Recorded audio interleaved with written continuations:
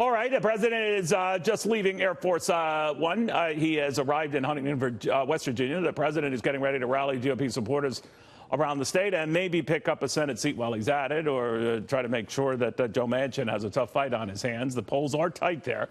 On the phone with us now, Ohio Republican Congressman Jim Jordan, who, if Republicans do manage to hang on to their majority, just could be the next Speaker of the House. Congressman, very good to have you.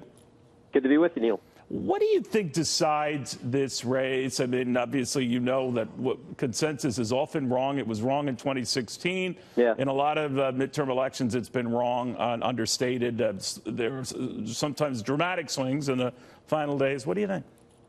Well, I think the directions the respective parties want to take the country couldn't be clearer. I said this the other day. The left, you know, they applaud Kaepernick when he disrespects the flag. They embrace Cuomo when he says America was never that great. They cheer on Maxine Waters when she says, go harass the president, go harass anyone who supports the president. Contrast that vision and that thinking with the record of, I mean, just last month we had 250,000 job growth. Wage growth up 3.1%. Economy growing at 4%. Lowest unemployment in 40 years. Gorsuch and Kavanaugh both on the court. We're out of the Iran deal. The embassies in Jerusalem. The hostages come home from North Korea. You could just keep rattling it off. It is an amazing record under the leadership of President Trump in the last 21 months. And I think in the end, when people step into the voting booth, they're going to say, wait a minute, do I really want the vision of Kaepernick, Cuomo, and Waters, or do I want the results under the leadership of President Trump? And I think they're going to go for Republican.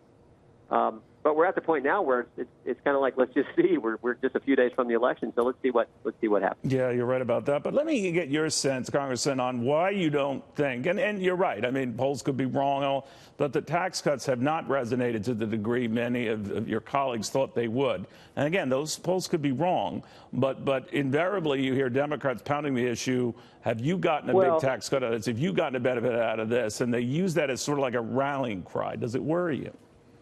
No, I mean, in fact, it was interesting. I was just in Tim Ryan's hometown last night. I was in the streets for Bill Johnson with a bunch of Republicans in Youngstown last evening. I'll tell you, those folks see the benefits of the economy under President Trump's leadership.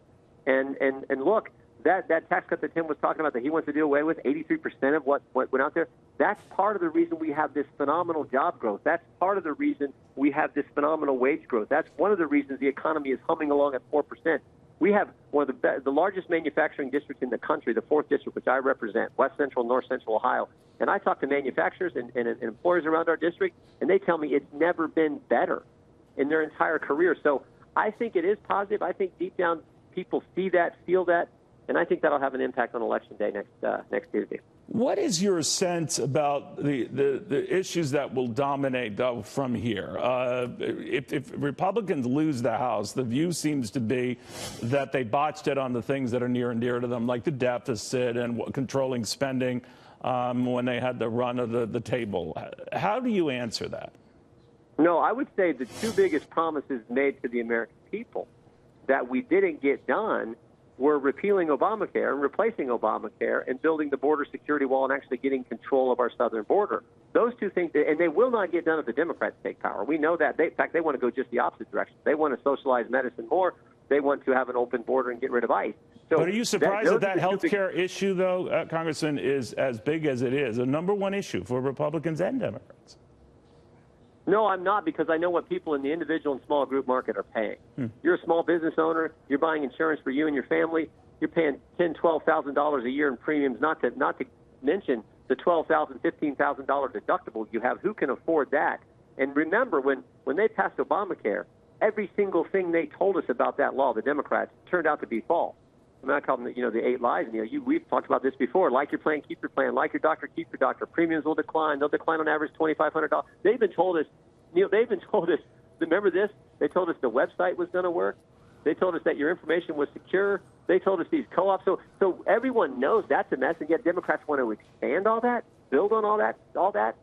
So I think we have to get back to a patient-focused plan and do the things we said, which were build the border security wall and actually replace Obamacare. Congressman Jordan, very good chatting.